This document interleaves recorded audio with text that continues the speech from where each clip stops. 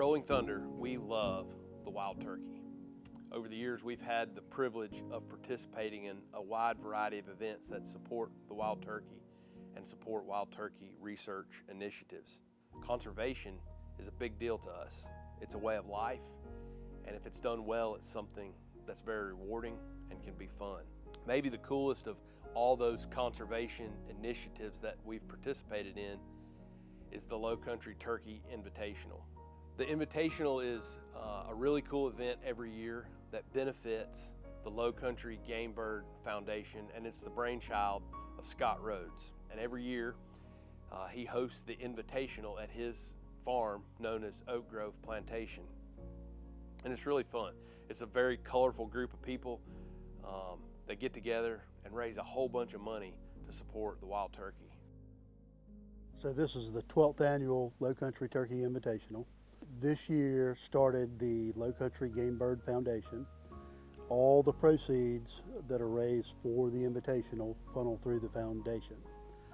The foundation, after discussing with a lot of close friends and several that stepped up to participate, act as board members or board of directors, we decided a mission statement for the foundation would be to promote the conservation, management, and hunting traditions of game birds.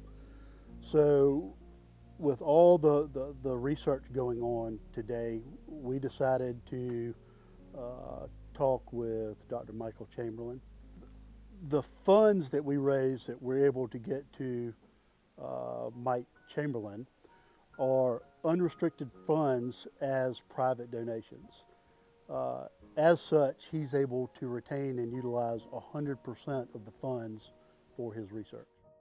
Yeah, so we're here in the Low Country, South Carolina, and at the Invitational, the Game Bird Foundation that gets the proceeds from this Invitational. Those funds coming to the University of Georgia are super important because they're unrestricted funds, and what that means is it gives folks like me flexibility to spend those monies for research and not have them hamstrung.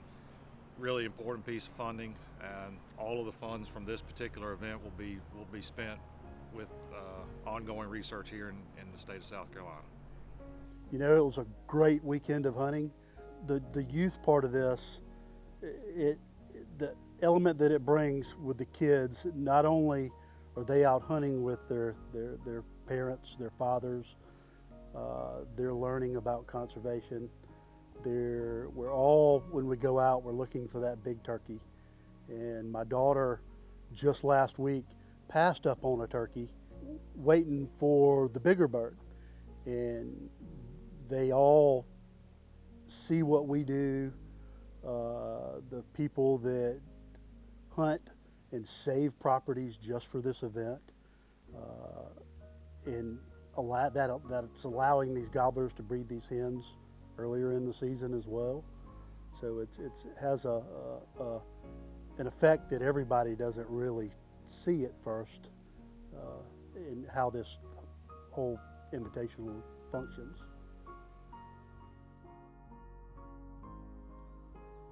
You know, the conservation elements is certainly cool, but South Carolina is just such a great place. The hunting is unbelievable, it seems like, and the landscape is beautiful. And I think if South Carolina had mallard ducks, it'd probably be the finest place on the face of the earth. And every year at the Invitational, Boozer and I hunt this place that is known as the People's Place, and it's gorgeous. It's a big pine plantation with a hardwood swamp beside it, and man, it hadn't been hunted this spring. And so when we got there that morning, I mean, the gobblers were exactly where they needed to be, roosted over this swamp, and we were able to get around in front of them. And I mean, just in the most picture perfect, beautiful way you could imagine it. Gobbler flies down, he's roaring, leaves his hens, marches right up this logging road. Me and Dawson are about 20 yards off the road, and I mean, looks like we've got a slam dunk for moment number one.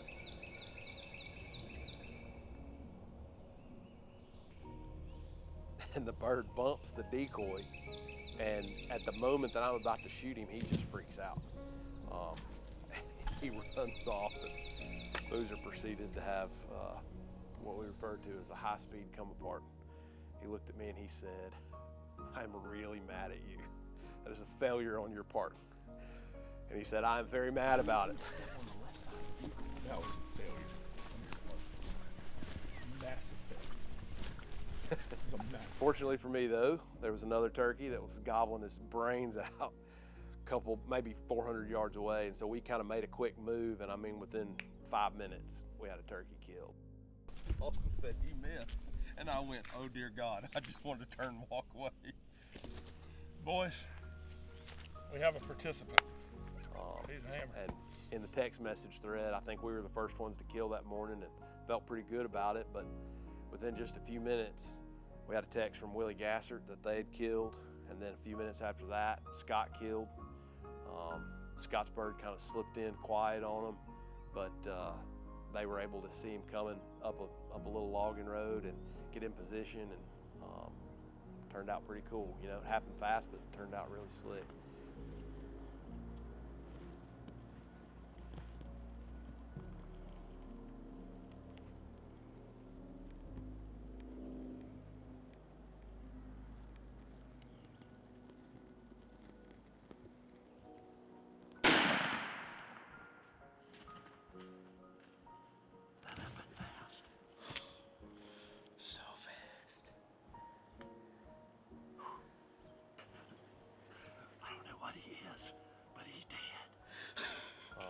And then as the day kind of went on, it was a cold morning, but kind of warmed up throughout the day, and so more and more folks ended up killing it. By the time we weighed in, we had 28 birds killed out of the 50 teams, which was the most successful day of hunting the Invitational I think it's probably ever had. And that just led into more good food and fellowship and hanging out that evening.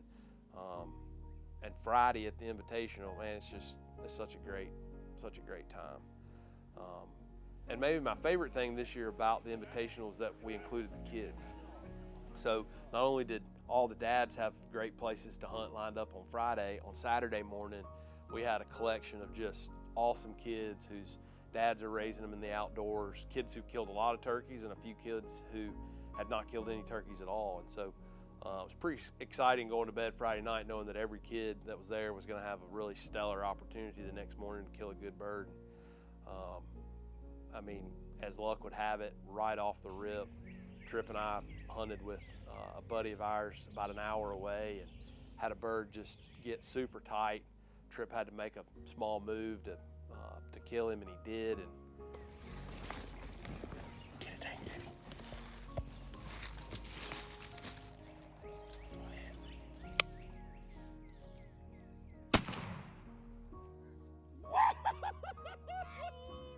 we were pumped, obviously. And a few minutes after Tripp kill, we got a text message that Weston had gotten a bird, and man, apparently it was really dramatic. The bird slipped in behind them and gobbled, and just kind of, Keelan said Weston jumped out of his skin because he was so close when he gobbled. But he managed to get him calmed down, yelped at him a little bit, and the bird kind of got around in front of him. And then it got behind the decoy, and Weston had a tough shot, but he got his bird killed. And so that was pretty exciting. And then the pictures came through of Weston's bird, and we knew going into the weigh-in that Tripp had killed a hammer and Weston had killed a hammer. And it very likely was going to come down to being between the two of them, for who would win. So a few minutes after Keelan texted us about Weston's bird, Boozer texted us that Ann Mack had killed one, which was awesome and really special, frankly, because number one, my daughter Maddie was there, and I just appreciate her coming along. She participated and didn't really, at that point, we didn't think she was going to get an opportunity to hunt, but it was fun for her to get to see Ann Mack shoot one. But then also, it just seems like this has been a tough season for Boozer and for Ann Mack. She's been really close a couple times, and so for it to all come together for Ann Mack and Boozer right there behind Scott's house, that was pretty cool going into the weigh-in.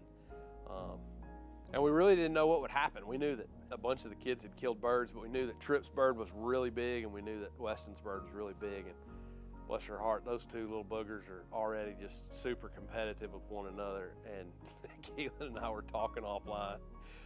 Wonder what the donation to the Game Bird Foundation needed to be to get them to be a dead tie, so we didn't have to hear about it all spring. But Who y'all think it is? Weston. Kids, who y'all think won it? Trip. Weston. I get Weston. Trip.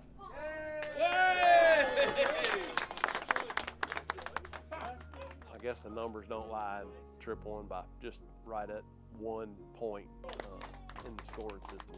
He was pretty excited about that. But you know, when it's all said and done, we got a picture of all the kids out front of Oak Grove and lots of smiles, lots of happy dads. We made our way back to Boozer's house that evening with the intention of getting up and riding home Sunday morning. But my buddy Thomas Gilpin texted me and said, I got one more bird if you want to, bring one of the kids up here and shoot this bird before y'all come home. He said, I really don't think it'll take very long. So I asked Maddie if she wanted to go. She was not expecting to get to hunt and hadn't brought, all of her stuff. She'd brought her hunting clothes, but not a gun and whatnot. And so we made the decision kind of late Saturday night that we'd slide up there and see if we couldn't get Maddie a bird. And as luck would have it, it just played out exactly the way Thomas thought it would. And so we took a picture on Sunday afternoon, or Sunday morning, I guess, before we headed home, that included Weston and Trip and Ann Mac and Maddie and Wesley, Boozer's little boy, in their front yard. And I think as I look back, as I get older and as I look back, I will look at that picture and smile in my heart, because there's just not many opportunities that you have to kill turkeys with quality folks like we did this weekend, but then also with your kids, and then for all the kids to experience success like that. That was a really special event, both on the fundraising front and on the quality hunting experience hunting. I don't know how many of these sort of weekends the good Lord will allocate to me in my life, but I can honestly say that one of them is significantly more than I deserve.